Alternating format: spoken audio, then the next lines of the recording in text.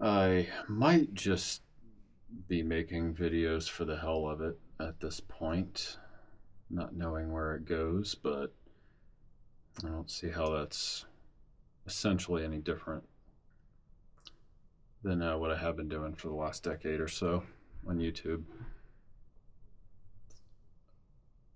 But we are certainly in the midst of a paradigm shift. I think it is happening, sparing you the astrological details, because not everyone is interested in that language or knows that language, which is fine.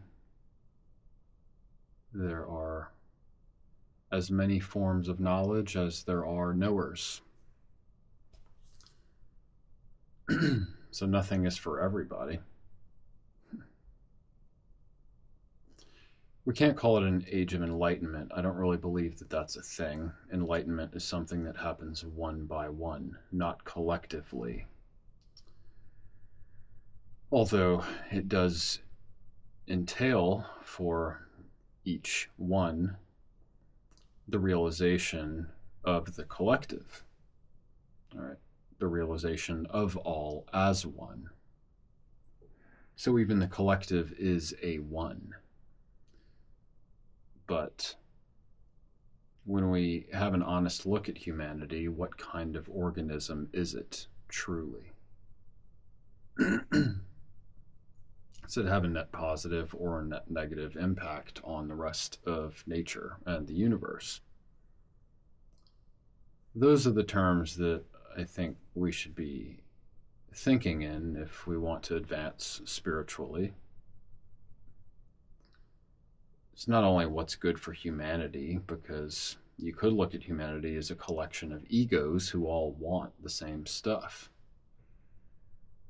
at expense of what we need, even if what we need is all the same thing too. We can be collectively driven by desire or pride or anger or any kind of negative emotion or disposition.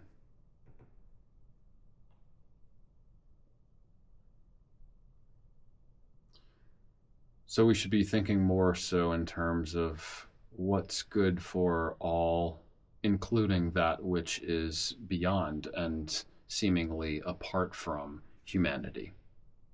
Because humanity is only one part of the universe.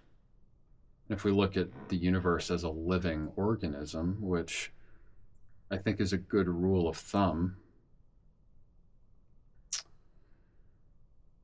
I think that's when we really start to see the importance of treating each other well on the local level that we can know, that we can experience. You know?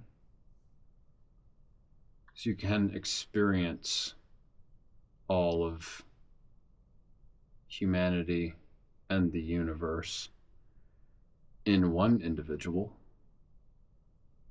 In fact, I think maybe that's what enlightenment is. On one hand, is to be an embodiment of all is one.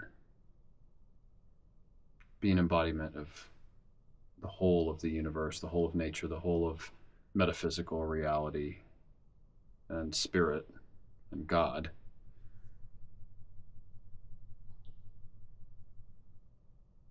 And to just be that. It's actually quite simple. But the mind will make it more complex. And that's where anxiety comes from. That's where depression comes from. And that's where suffering comes from. An error of the mind. Over complexification of one's understanding of reality. Suffering is something that we choose.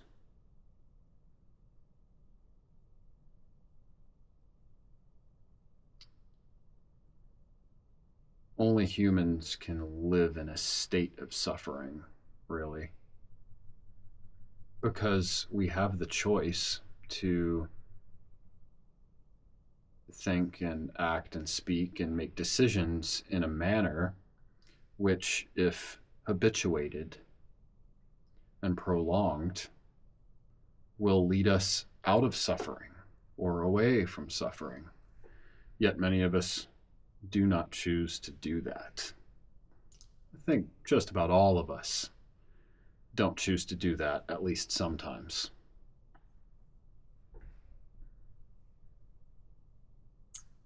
So,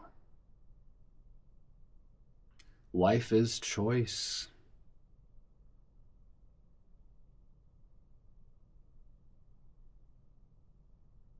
I don't really have anything else at the moment. Cheers.